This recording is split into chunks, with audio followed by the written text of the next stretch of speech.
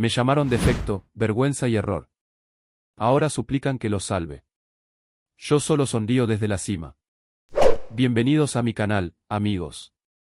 Por favor, suscríbanse a mi canal. Y ayúdenme a cumplir mi sueño de llegar a los 200 suscriptores. Hay cosas que uno hace por necesidad y otras que simplemente elige para poder respirar. Yo elegí este restaurante.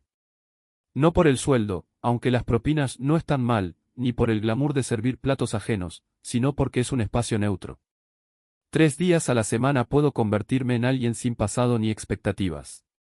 Solo un nombre bordado en una placa, un uniforme planchado, y la sensación, breve pero nítida, de no deberle nada a nadie. Pero no se engañen. Este no es un cuento de redención servida en bandeja. Este es el tipo de historia que empieza con un incendio silencioso, uno que arde bajo la piel durante años, hasta que un día alguien le lanza gasolina. Ese alguien fue mi hermano Daniel. Y el fósforo, un almuerzo de jueves. Mis padres siempre hicieron malabares con la palabra orgullo. Para ellos, Daniel fue su mayor acto de equilibrio. Escuela privada, beca parcial, aplausos interminables. Yo, en cambio, fui el número que no cerraba la cuenta. Cuando tenía 16 años, mi madre me sentó en el borde de la cama, me miró con esa sonrisa derrotada que uno solo reconoce años después y me dijo, no todos nacemos para brillar, cariño. Y está bien. Alguien tiene que aplaudir desde la sombra. A los 20 me largué de casa con mis ahorros y una caja de herramientas. Como regalo de despedida, mi padre me dio un desatascador. Literal. Te va a servir más que un diploma, dijo entre risas. Y créanme, no estaba bromeando. Avancemos hasta hace unas semanas. Era uno de esos turnos rutinarios, polo azul, placas con mi nombre, las mesas del mediodía medio llenas y el murmullo constante de platos y conversaciones sin trascendencia. Entonces vi entrar al Maitre con un grupo de 4. Reconocí sus pasos antes que sus rostros. Me giré y ahí estaban, Daniel, mis padres, y una mujer que no conocía. Daniel me vio primero. Su sonrisa torcida fue lo que me advirtió del desastre que se avecinaba. No me jodas, dijo, tan alto que una pareja en la mesa contigua dejó de masticar. ¿Sigues usando ese uniforme patético a los 28? Qué pena, tío. La sección entera enmudeció. Yo estaba inmóvil, con 2 vasos de agua temblando en las manos, mientras Daniel se reía y señalaba como si fuera un personaje de una serie cómica que solo le encontraba graciosa. Este es mi hermano, el secreto familiar. Les decimos a todos que está en la cárcel. Es menos vergonzoso. Mi madre se levantó, con esa expresión de lástima tan ensayada, me migueló del brazo con suavidad artificial y susurró. Por eso quitamos tus fotos de la casa. Cuando vienen visitas, decimos que tenemos un solo hijo. ¿Lo entiendes, verdad? Claro que lo entendía. Lo entendí desde que tenía 16 y ella me preparó para desaparecer. Entonces mi padre se acercó. Sacó su billetera con la teatralidad de quien va a dar limosna a un desconocido. Contó billetes como si pesaran y los dejó caer sobre mi mesa con desprecio meticuloso.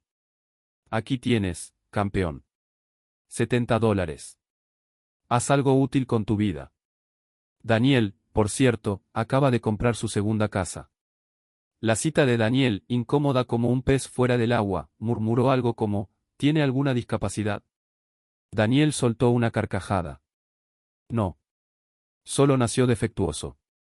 Mi gerente observaba la escena desde la barra, claramente paralizado por el dilema de intervenir o esconderse tras la cafetera. Daniela, mi compañera, tenía la boca abierta, las cejas arqueadas como si esperara que explotara algo.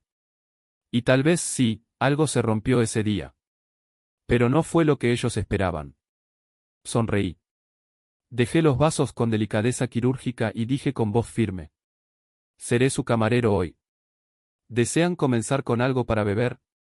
Daniel soltó otra risa, como si fuera parte de un sketch que él solo escribía. Mi padre no paró de comentar durante la comida. Que debería aspirar a algo más, que Daniel tal vez podría sacarme del barro, si se lo pedía. Daniel hablaba de su BMW, de su oficina con ventanales y de algún viaje de negocios a Vancouver. Todo mientras su cita me miraba como si estuviera a punto de apuñalar a alguien con el cuchillo del pan. Pero eso era lo normal. Para ellos. Lo que no sabían, lo que jamás sospecharían, es que hace años dejé la construcción. Estudié en silencio, me saqué la licencia de agente inmobiliario sin decir una palabra. Con lo que había ahorrado, reformé 2 casas pequeñas. Luego 3 más. Siempre callado, siempre invisible. Porque a veces, el silencio no es sumisión. A veces es solo el preludio del rugido. Lo que comenzó con una pala y jornadas de 12 horas bajo el sol terminó por convertirse en algo mucho más grande. Me asocié con un promotor que buscaba a alguien con agallas, alguien que supiera ensuciarse las manos y entendiera el lenguaje silencioso de las estructuras. 4 años después, era dueño de una empresa de inversión inmobiliaria con cartera propia y más de una docena de propiedades transformadas con visión y paciencia. Todo sin un solo centavo prestado por nadie con mi apellido. El año pasado, compré una casa en Lakeside Hills. Todo al contado. Ni hipoteca ni intermediarios. La terraza da al lago y la brisa, al amanecer, tiene ese olor a libertad que uno no conoce hasta que deja de ser invisible. Conduzco un Honda modesto porque no necesito que el mundo me aplauda. Trabajo en el restaurante no por dinero, sino por la calma que me da recoger platos en vez de recoger elogios vacíos. Después del espectáculo del almuerzo, dejaron un 15% de propina. Supongo que esa era su forma de lavarse las manos. Antonio, mi jefe, se me acercó, incómodo, con la torpeza de quien quiere consolar sin saber cómo. Le dije que estaba bien. Daniela, con su humor oscuro y su corazón afilado, me preguntó si me molestaría que le hiciera un rayón al BMW de Daniel. Fue la primera vez en todo el día que sonreí de verdad. Esa noche, ya en casa, me senté en la terraza con una copa de vino y el murmullo del agua como única compañía. Pensé en los años que había dedicado a mantener mi éxito en la sombra, a esconder cada logro como si fuera algo sucio. No quería ver a Daniel mendigando contactos, ni a mis padres intentando recuperar el orgullo que me negaron desde siempre. Pero esa escena en el restaurante, eso fue demasiado. La humillación pública tiene una cualidad especial, prende fuego a lo que ya está agrietado. Y aquí viene lo irónico. Daniel, el ídolo familiar, trabaja en una inmobiliaria comercial. Desde hace meses su empresa ha estado intentando llegar a mi socio para cerrar una operación. Llamadas, correos, cenas. Todas ignoradas. No sabían que era yo quien las bloqueaba.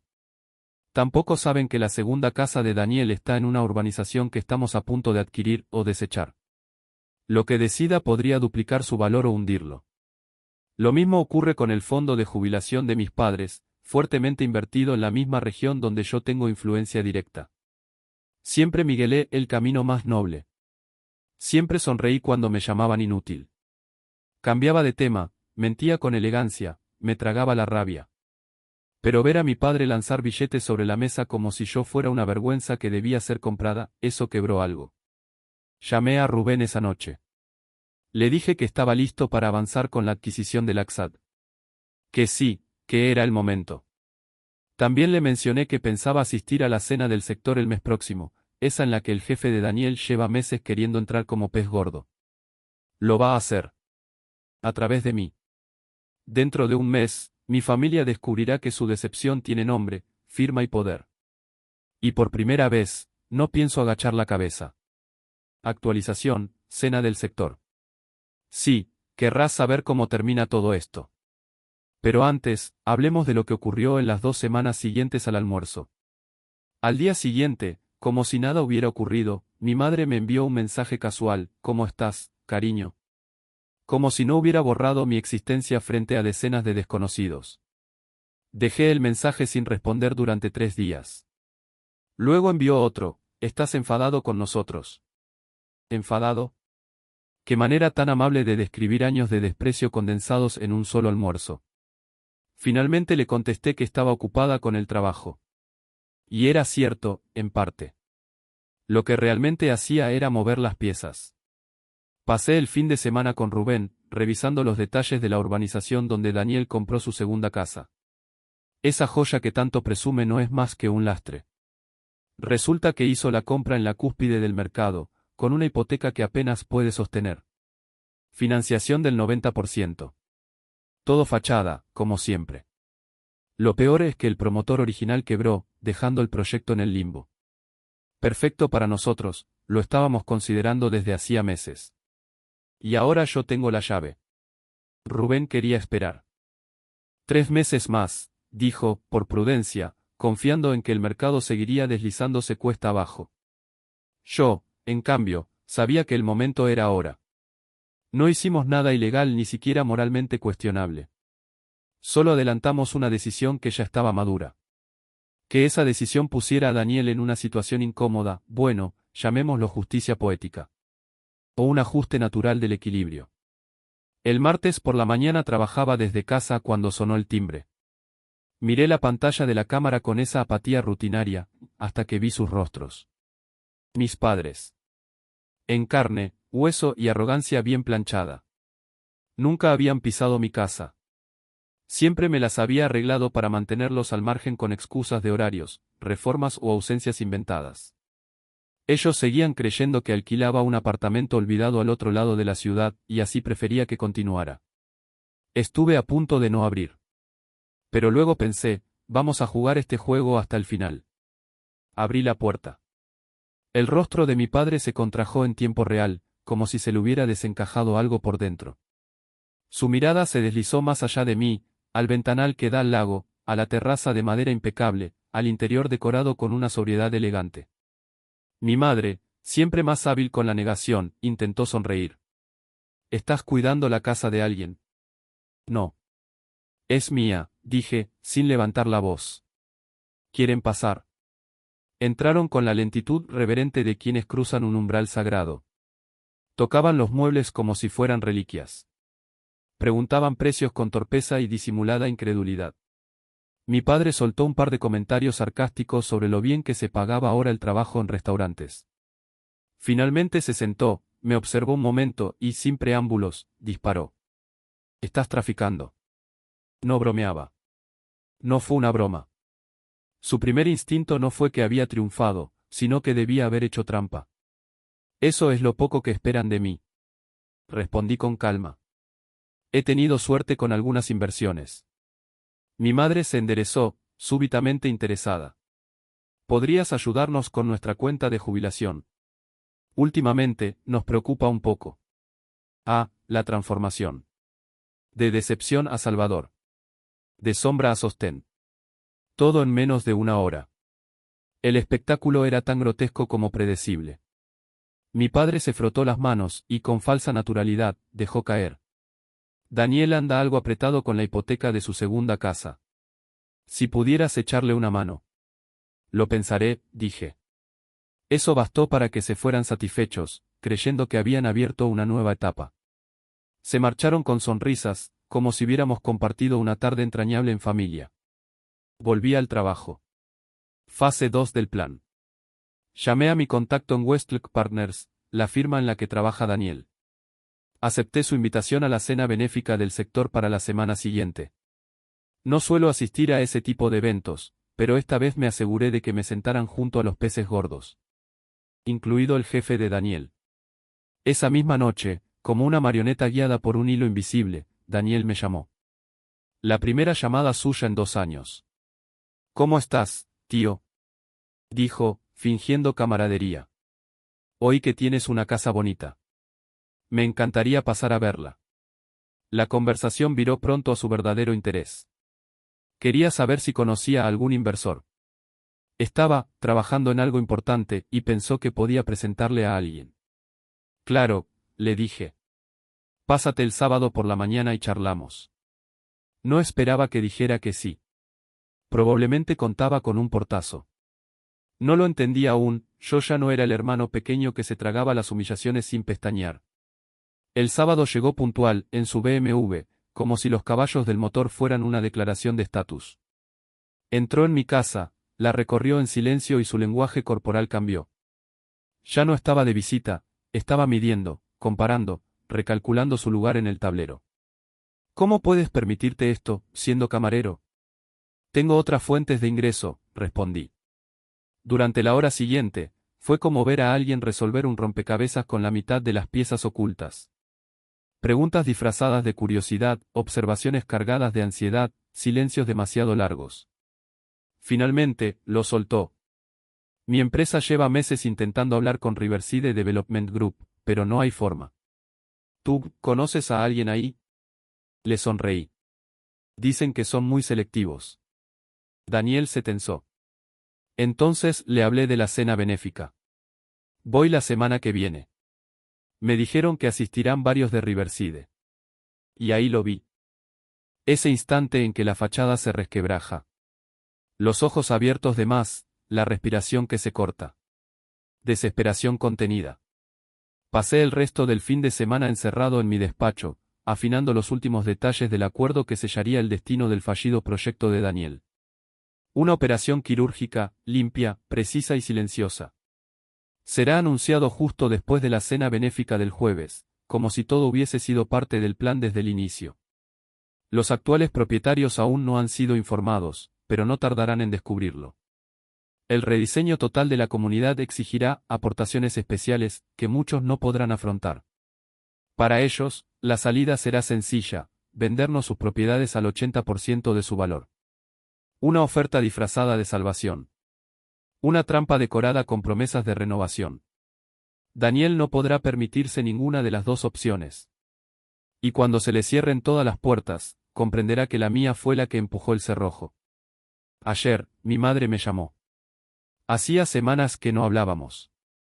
Quería saber si ya había hablado con Daniel, si había considerado echarle una mano. Fingí que sí. Le dije que habíamos tenido una charla larga y que estaba estudiando algunas posibilidades. Su voz se llenó de alivio, como si por fin algo en la familia estuviese en su sitio. Dijo que siempre había creído en mí, que era importante mantenernos unidos. Pero yo no podía tragarme esa reinvención tan fácil, tan conveniente. Le pregunté, sin adornos, por aquel día. Yo tenía 16. ¿Recuerdas lo que dijiste? Le pregunté.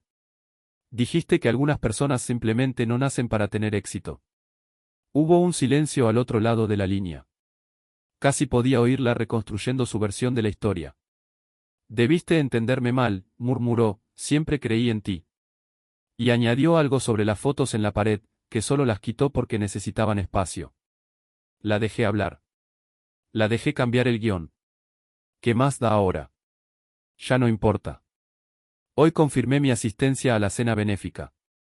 Mesa 1. La más visible, la más comentada. Allí estarán el CEO de Riverford Holdings, dos de los socios principales de Bestbridge, el alcalde y los jefes directos de Daniel. Él, mientras tanto, asistirá como asociado junior, probablemente cargando carpetas y repartiendo sonrisas fingidas. Lo que no sabe es que soy yo quien ha estado detrás del veto silencioso que impide que su firma entre en los grandes acuerdos regionales. Él no tiene ni idea de que poseo el control mayoritario del proyecto inmobiliario donde su adorada casa de vacaciones se desmorona en números rojos. Y, lo más sabroso, ignora que en exactamente una semana, todos los presentes en ese salón sabrán quién es realmente su hermano. El telón está a punto de levantarse. Volveré con más después de la cena. Promete ser memorable. Segunda actualización. Hola de nuevo. Han pasado cosas. Muchas. Aún estoy procesando lo ocurrido, pero necesitaba compartirlo. Porque sí, esto acaba de explotar. La cena benéfica por fin llegó. Pasé horas preparando cada detalle. Incluso fui a comprar un traje nuevo. Algo discreto, sobrio, pero con corte impecable. No quería destacar, solo asegurarme de que, si me miraban, sabrían que ya no era quien fui. Llegué temprano, lo suficiente para revisar la distribución de los asientos una última vez. Todo estaba en orden. Mesa 1. Círculo íntimo de poder. Lo que no esperaba era ver el nombre de Daniel añadido a último momento. Aparentemente, uno de los socios lo había traído como acompañante. De todos los sitios, de todas las coincidencias, tenía que ser ahí. Por un segundo pensé en cambiarme de mesa. Pero no. En realidad era perfecto. Que viera, desde dentro, desde la alfombra roja, cuán lejos estamos el uno del otro. Pedí un whisky en el bar y observé cómo se llenaba el salón. Risas suaves, joyas discretas, conversaciones en voz baja. Un teatro de egos pulidos. Entonces lo vi. Daniel estaba del otro lado de la sala, lanzando sonrisas, estrechando manos, soltando su carcajada ensayada. Parecía cómodo, como si realmente perteneciera a ese mundo. Hasta que sus ojos me encontraron. Hubo una doble mirada. Luego una tercera. Su rostro se tensó en un gesto que os. Durante toda la velada, Daniel no dejó de lanzar miradas a su alrededor, como si esperara que, en cualquier momento, se desatara algún escándalo. Su sonrisa parecía pegada con cinta adhesiva y su risa, hueca. Yo, en cambio, apenas sorbí mi bebida, sereno, ajeno, como si todo aquello me aburriera un poco. Esa indiferencia lo descolocaba más que cualquier confrontación abierta. El presentador pidió a los asistentes que ocuparan sus mesas para la cena. Vi cómo su expresión cambiaba en tiempo real, del desconcierto a una tensión apenas contenida cuando descubrió que nos habían sentado juntos. Si alguien hubiese capturado ese instante, la foto merecería un lugar en mi despacho. Mientras nos dirigíamos a la mesa, Daniel me sujetó del brazo, con la presión exacta para parecer casual, pero lo bastante firme como para suplicar. Por favor, no digas nada sobre lo del restaurante. Estas personas podrían ser clave para mi ascenso. No respondí de inmediato. Me limité a encogerme de hombros. Tranquilo, estoy aquí por negocios, no por dramas domésticos. Al llegar, Miguel, el CEO de Riverford, se levantó con entusiasmo y me abrazó con una calidez casi exagerada. Aquí está el hombre del momento, dijo, como si acabara de llegar una celebridad. Añadió que sin mí, jamás habrían cerrado el acuerdo de la que vieu. Daniel se quedó congelado. Literalmente. Con la boca entreabierta, el rostro lívido, viendo cómo Miguel me presentaba al resto como uno de los inversores más ingeniosos y discretos del sector. Y entonces, como si el destino tuviera un sentido del humor macabro, el jefe directo de Daniel, Carlos, hizo la pregunta inevitable. ¿Son familia? ¿Comparten apellido? Antes de que pudiera contestar, Daniel se adelantó. Primos lejanos, dijo con una sonrisa tensa. Lo miré directamente, sin hostilidad, pero con la puntería de una bala bien calibrada. No, somos hermanos. Criados bajo el mismo techo. Dormíamos en habitaciones contiguas. La incomodidad cayó sobre la mesa como un sudario. Carlos arqueó una ceja, confundido. Daniel siempre me dijo que era hijo único. Daniel empezó a balbucear algo sobre la distancia emocional, sobre los años de silencio, las diferencias irreconciliables, y demás excusas genéricas. Yo solo asentí con media sonrisa. Cenamos juntos hace unas semanas, en el restaurante donde trabajaba yo a tiempo parcial. Fue inolvidable. La referencia no pasó desapercibida. Daniel tragó saliva con dificultad. Durante toda la cena, se fue haciendo cada vez más evidente que él no tenía ni idea de quién era yo realmente. Para todos los presentes, la narrativa se volvía clara, su hermano, ese supuesto fracaso, era el artífice invisible de muchos de los bloqueos que su empresa sufría en esta región. Era yo quien poseía las piezas clave en el tablero donde él intentaba jugar. El alcalde me preguntó cuánto tiempo llevaba en el sector. Respondí que unos 5 años, aunque prefería mantener un perfil bajo. Me sonrió con interés y quiso saber más sobre mi trabajo como camarero. Le expliqué que me gustaba. Me recordaba de dónde venía. Me ofrecía una perspectiva honesta de la comunidad que, en estos salones, se olvida con facilidad. Daniel, desesperado, trataba de desviar la atención. Pero cada giro que intentaba dar terminaba en otra pregunta hacia mí, otra mirada admirativa, otra puerta que se le cerraba a él. Cuando sirvieron el postre, sudaba tanto que la tela de su camisa se pegaba a la espalda. Se veía incómodo, diminuto. Atrapado. Más tarde, durante la parte informal del evento, me interceptó junto a la barra. Había rabia en su mirada, pero también algo más cercano al miedo. ¿Por qué nunca me dijiste a qué te dedicabas? Escupió. Me giré lentamente hacia él. ¿Alguna vez lo preguntaste? Sus labios se apretaron. Su enojo se desinfló. Pasó al siguiente acto de su comedia, la reconciliación. Podríamos trabajar juntos, ¿sabes? Somos hermanos. Siempre he creído en ti, solo, lo manejamos mal. Fue un malentendido, eso es todo. Lo observé un momento, midiendo si valía la pena responder. ¿Recuerdas lo que dijiste en el restaurante? Que sería menos vergonzoso decir que estuve en prisión que reconocer que era tu hermano. ¿Recuerdas cuando te reíste mientras te preguntabas si tenía necesidades especiales? Intentó reírse otra vez. Lo minimizó. Era una broma. Nuestra familia es así, nos picamos entre nosotros todo el tiempo. No, lo interrumpí, ya sin fingir la cordialidad. Una familia no se avergüenza en público. No borra al otro de su vida. No le niega su existencia. En ese momento, Miguel apareció a nuestro lado. Saludó cordialmente y me preguntó si había miguelado una decisión sobre Oak Heights, la urbanización donde Daniel tiene su segunda residencia. Daniel empalideció de golpe. La sangre pareció abandonarle el rostro en cuestión de segundos. Su voz, cuando logró hablar, salió temblorosa. ¿Qué significa eso exactamente? Miguel, encantado de explayarse, comenzó a detallar el proyecto con entusiasmo quirúrgico, renovación completa de las infraestructuras, rediseño arquitectónico integral, mejoras en accesos y seguridad. Una transformación ambiciosa, con un precio a la altura. Los actuales propietarios recibirían una tasa de contribución especial. Elevada. Innegociable. Aquellos que no pudieran afrontarla, tendrían la alternativa de vender sus propiedades con un descuento considerable. Vi cómo la información se abría paso en la mente de Daniel como una grieta en un muro que llevaba años conteniendo demasiada presión. Me llevó aparte, con pasos duros, la mandíbula apretada.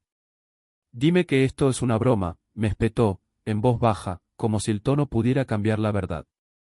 Le sostuve la mirada sin pestañear. No es personal. Es solo negocio. A veces, las inversiones fracasan. Así es esto. Su expresión se endureció. No puedo pagar una cuota especial ahora. Apenas cubro la hipoteca como está. Me encogí de hombros, fingiendo una compasión que no sentía. Una pena. Pero siempre puedes vendernos la propiedad. 80 centavos por dólar. Perderás dinero, claro, pero es mejor que ver cómo el banco te la arrebata. Y entonces sucedió, ese momento exacto en que lo entendió. El gesto. La mirada. La revelación. La conexión inevitable de todas las piezas. Comprendió que no era una coincidencia cruel ni una jugada del mercado. Yo había estado allí desde el principio. Yo había tejido cada hilo. El hermano que él creía enterrado bajo años de desprecio, el que menospreciaba públicamente, era quien ahora sostenía el cuchillo con la mano firme. Eres un cabrón vengativo, murmuró con la voz cargada de veneno. Esto no se le hace a la familia. Me eché a reír, no con alegría, sino con la satisfacción helada de quien ya lo había escuchado todo. Familia. ¿Cómo aquella noche en el restaurante? Cuando dijiste que sería menos vergonzoso decir que tenía antecedentes penales que admitir que soy tu hermano. Lo vi retroceder un paso, como si mis palabras hubiesen sido físicas. Se giró y se marchó a toda prisa, atropellando a un camarero y empujando una bandeja llena de copas que se estrellaron contra el suelo. No se detuvo ni para mirar atrás. Terminé mi bebida con calma. Después de una última vuelta para despedirme de los presentes. Miguel me dio una palmada en la espalda y me dijo que esperaba nuestro partido de golf del fin de semana con ansias. Carlos, de Westlock, me preguntó si consideraría incluirlos en el próximo gran proyecto en Riverside. Le respondí que lo pensaría. Aún sonriendo, pero sin prometer nada. La mañana siguiente trajo lágrimas. Mi madre me llamó temprano, la voz quebrada por el llanto. Daniel nos lo contó todo, dijo entre sollozos. Lo que estás haciendo, cómo estás saboteando su carrera, sus inversiones, cómo intentas arruinarlo. Me preguntó, una y otra vez, por qué le haría algo así a mi propio hermano. Respiré hondo antes de responder. ¿Recuerdas aquella noche en el restaurante? Cuando dijiste que era mejor fingir que solo tenían un hijo. Cuando quitaron todas mis fotos de la casa. ¿Te acuerdas? Hubo un silencio largo al otro lado. Solo estábamos, avergonzados, murmuró al fin. No entendíamos por qué alguien con tu talento trabajaba en un restaurante. Pensábamos que estabas desperdiciando tu vida. No pude evitar sonreír, aunque dolía. ¿Eso justifica todos estos años de desprecio? No tuvo respuesta. Una hora después llamó mi padre. Fue menos emocional. Más práctico. Más él. Tenemos que reunirnos como familia, dijo con tono grave. Daniel está metido en un lío serio por tu culpa. Quizá debamos ayudarle a evitar la ejecución hipotecaria de su segunda casa. ¿Tienen dinero para eso? Se hizo una pausa. No, el fondo de jubilación no va bien. Ha habido pérdidas. Pero tal vez podrías hacer algo. Retirarte del proyecto. O, al menos, sacar la propiedad de Daniel de la evaluación. Fingí considerarlo. Lo pensaré. Suspiró con alivio, como si ya hubiese ganado algo. Pero lo que yo pensaba era otra cosa. Pensaba en que el fondo de jubilación de mis padres está fuertemente invertido en propiedades comerciales, justo aquellas que mi empresa acaba de adquirir. Y que, en cuestión de semanas, serán reestructuradas por completo. Esta mañana se enviaron los avisos de contribución especial a todos los propietarios de Oakridge Shakes. Daniel recibió el suyo, $87.000. 60 días para pagar. Al mismo tiempo, se publicó el comunicado oficial.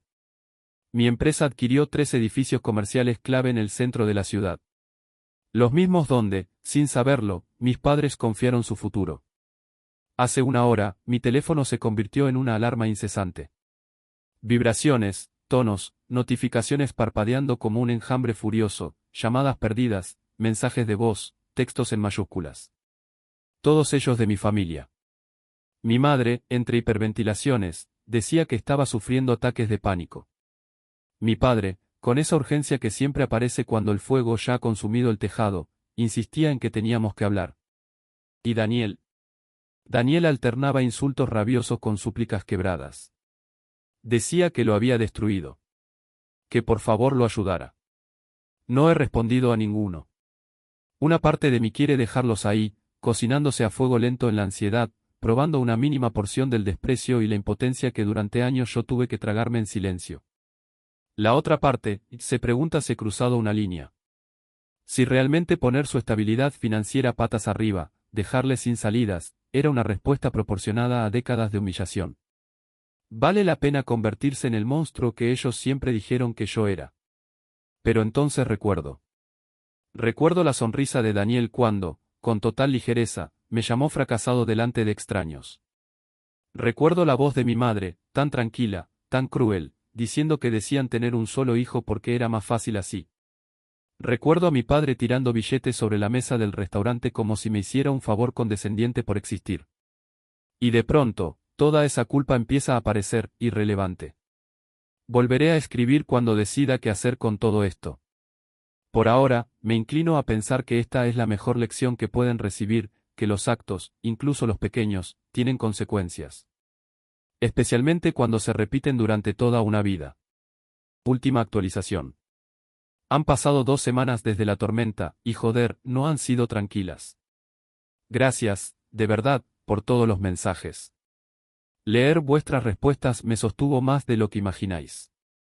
Después de ignorar a mi familia durante 3 días, finalmente accedí a reunirme con ellos. No por remordimiento. Ni porque estuviera dispuesto a ceder. Solo quería ver sus caras cuando comprendieran, al fin, el precio real de su desprecio. Elegí una cafetería del centro, terreno neutral, lo suficientemente público como para evitar escenas. Llegué antes, como siempre, y me senté en una mesa al fondo desde donde podía observar la entrada. Mis padres llegaron juntos. Envejecidos.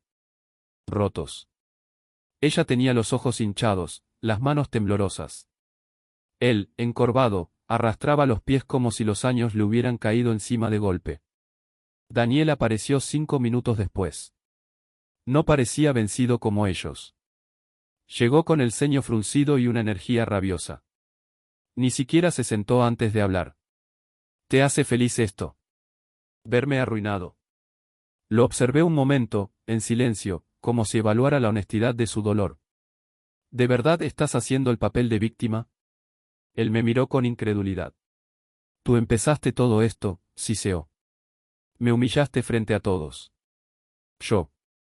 ¿Quieres hablar del restaurante? ¿De cómo te burlaste de mí ante mis compañeros? ¿De cómo te reíste diciendo que era una vergüenza y que seguramente estaba en la cárcel? Se encogió de hombros. Era una broma.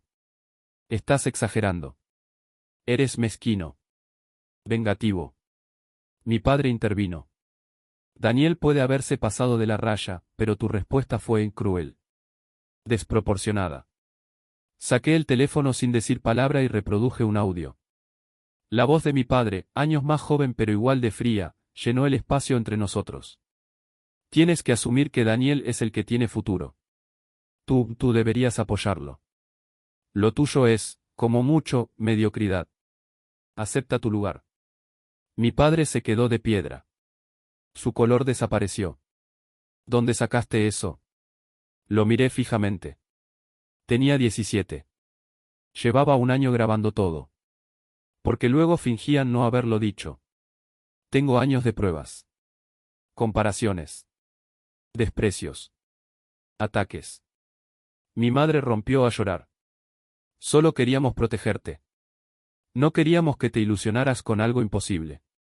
No queríamos verte sufrir. Me reí. Una carcajada breve, sin humor. Eso era amor. Decirme que era un fracaso. Borrar mis fotos. Inventar que no existía. No respondieron. No podían.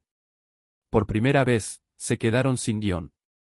Y allí, en ese rincón anodino de una cafetería cualquiera, los vi por lo que realmente eran, no monstruos, no víctimas, solo gente que jamás pensó que sus palabras tendrían eco. Un eco que, finalmente, les está devolviendo todo. Daniel intentó redirigir la conversación, como si bastara con cambiar de tema para borrar la vergüenza acumulada.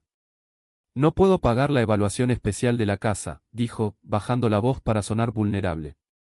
Mis jefes, ahora saben que mentí sobre ser hijo único. Creo que mi puesto está en peligro. Lo miré con la calma que se reserva a los cadáveres emocionales. Tus problemas me importan una mierda. Quizá deberías pedirle ayuda a tus padres. Después de todo, eres su único hijo, ¿no? Mi padre carraspeó, incómodo. Su tono fue más apagado que nunca. No podemos ayudarlo. Tenemos nuestras propias preocupaciones. Las propiedades comerciales en las que invertimos están siendo reestructuradas. Hay pérdidas. Grandes. Entonces me miró. Esa mirada, vacía de orgullo pero llena de súplica, como si nunca me hubiese despreciado. ¿Hay algo que puedas hacer? Apoyé los codos sobre la mesa. Lo observé con una quietud que sabía le pondría nervioso. ¿Por qué? ¿Por qué ayudaría a gente que me trató como escoria toda mi vida? Mi madre intervino, tirando de la vieja cuerda emocional. La sangre es más espesa que el agua. Somos familia. Tenemos que mantenernos unidos en los momentos difíciles. Saqué la cartera. Conté lentamente $70 y los dejé caer sobre la mesa. Tal vez deberías hacer algo con tu vida, le dije a mi padre, con las mismas palabras con las que me aplastó años atrás. El impacto fue inmediato.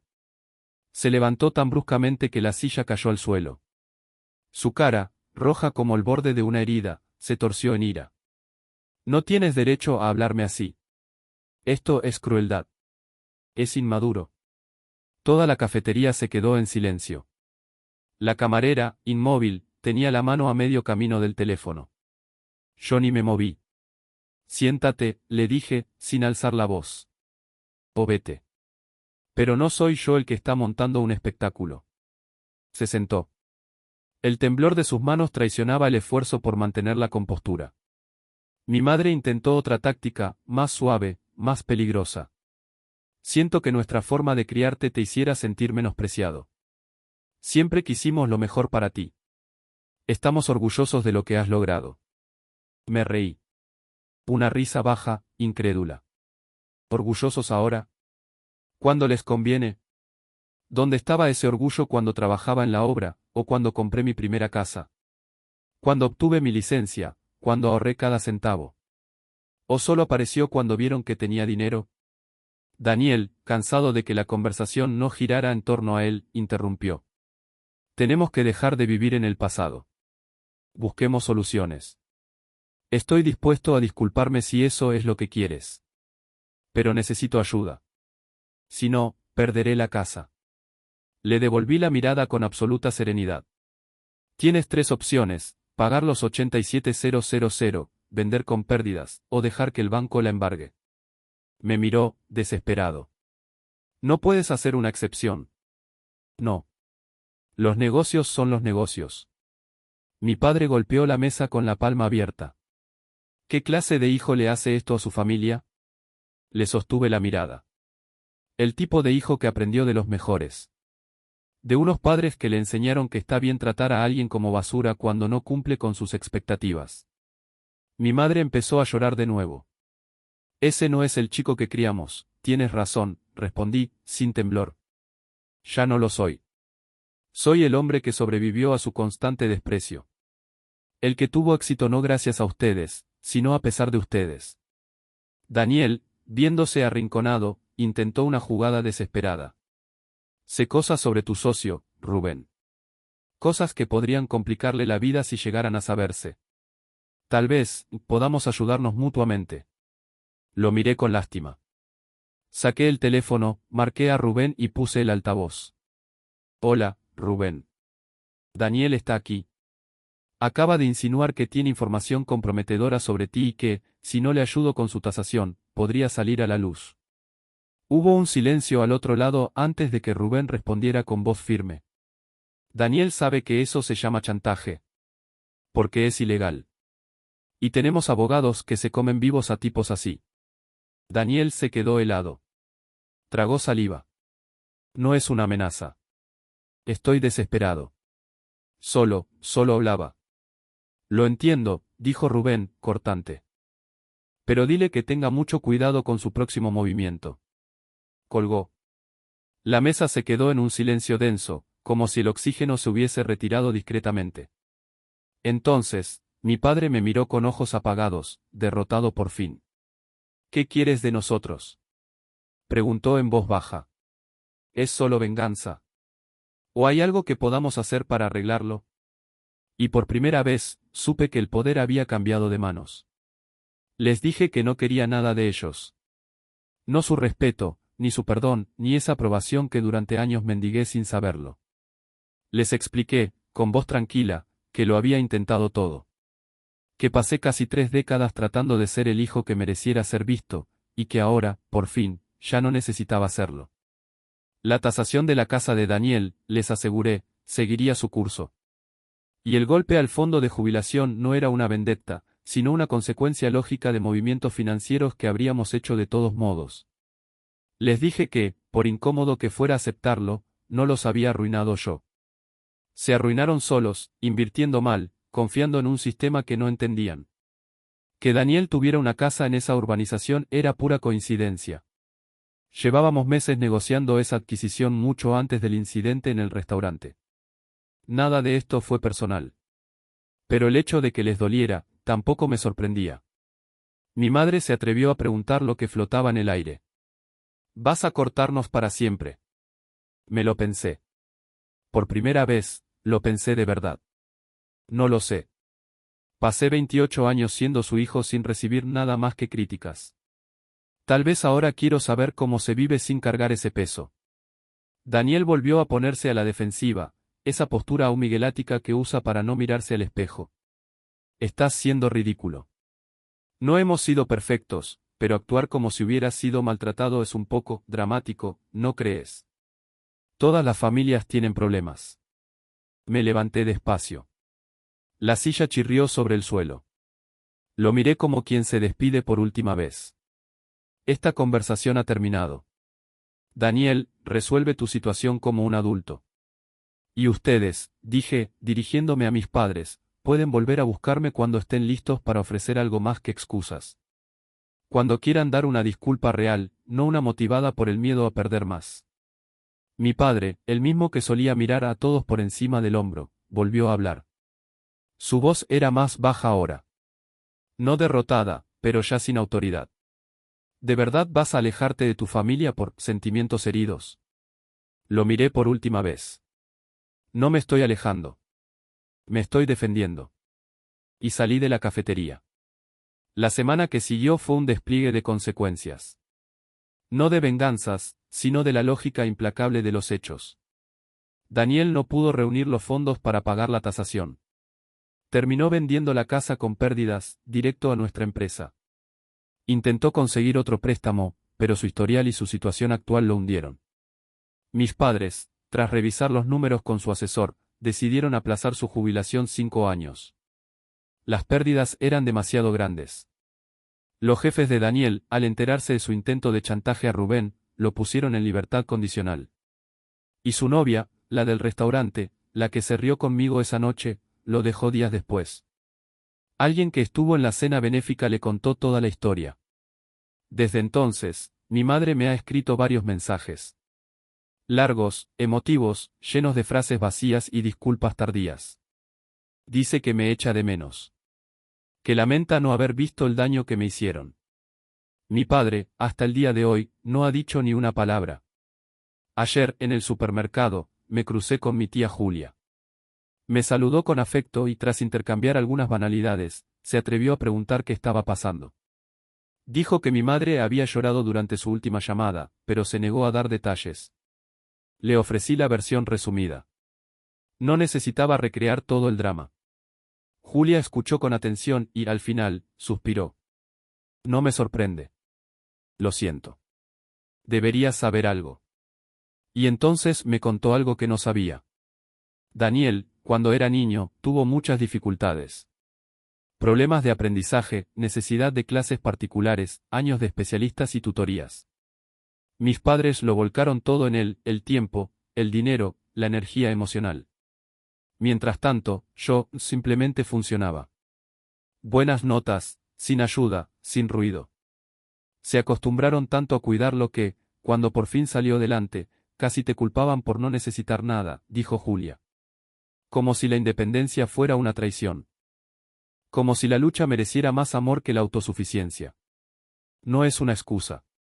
Ni una justificación. Pero fue, al menos, una ventana. Una forma de entender cómo alguien puede convencerse de que hace lo correcto mientras siembra el dolor con cada gesto. Últimamente he pensado mucho en lo que viene ahora. No tengo interés en reconciliaciones forzadas. Las cicatrices no desaparecen con promesas. Hay heridas que necesitan silencio, no terapia en grupo. Lo que me interesa es el futuro. Y en ese futuro, no planeo castigar a nadie más. Ya hice lo que tenía que hacer. Ya hablé. Ya me defendí. Y eso, al fin, es suficiente. Ahora solo quiero volver a lo esencial, mi vida, mis decisiones, mi paz. La semana pasada vendí mi participación en el proyecto inmobiliario de Riverside. No lo hice por Daniel, ni por mis padres. Lo hice porque era el momento adecuado. Los números tenían sentido. Y, por primera vez en mucho tiempo, miguelé una gran decisión sin mirar por encima del hombro, sin preguntarme qué pensarían ellos. El restaurante donde todavía trabajo algunas noches, ese pequeño refugio que nunca dejé del todo, me ha hecho una propuesta inesperada. Me preguntaron si estaría interesado en invertir como socio silencioso. Estoy pensándolo. No por el dinero. Por lo que representa. Por lo que significa participar activamente en algo que siempre me mantuvo a flote cuando todo lo demás intentaba hundirme. En cuanto a mi familia, he decidido no decidir. Al menos por ahora. Voy a dejar que esa relación repose en silencio, como una herida que necesita aire antes de cerrarse. Tal vez, dentro de unos meses. Tal vez, dentro de unos años. Quizá podamos volver a intentarlo, con nuevas reglas, nuevos márgenes, nuevas verdades. O quizá no. Quizá esto fue todo. Y también está bien. Lo que sé, con certeza, es que he dejado de buscar su aprobación. De mendigar afecto donde solo hubo juicio. He soltado el deseo infantil de demostrarles que valgo la pena. Porque lo hice. Lo demostré. No con palabras, sino con hechos. Con perseverancia. Con la dignidad de quien se reconstruye solo. Si hay una lección que arrastro de todo esto, más allá del ruido, del conflicto, del pasado, es esta. A veces, la familia en la que naces no es la familia que te mereces. Y a veces, defenderte implica marcharte. No con odio, sino con claridad. No por venganza, sino por amor propio. Gracias por haber estado ahí, Reddit. Gracias por seguir esta historia, por comentar, por no minimizar el dolor de ser invisibilizado, por darme palabras cuando me costaba encontrar las mías. Vuestro apoyo significó más de lo que podríais imaginar. Esto no es un final. Es un comienzo distinto. Uno que, por fin, me pertenece solo a mí.